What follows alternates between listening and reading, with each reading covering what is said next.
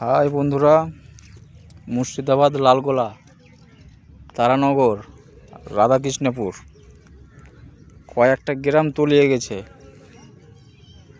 তোলাবে না কেন? শালারা সব তো খেতেই ব্যস্ত।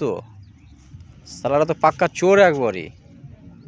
নদী বাঁধাবার কোনো নাম কথা নেই রাজ্য সরকারের। রাজ্য সরকার ভোট ভোট, আর মোদি তো মানে হিন্দু মুসলিম নিয়ে ব্যস্ত। দেশের পুরো হিন্দু মুসলিম যে চলে যাচ্ছে সেটা দেখছে না। শুধু কি মুসলিমেরই ঘর যাচ্ছে, হিন্দুরও তো যাচ্ছে। আর এদিকে রাজ্য সরকার ভাইপো ওরাকে নিয়ে ব্যস্ত, আর ওর পার্টির লোককে নিয়ে ব্যস্ত।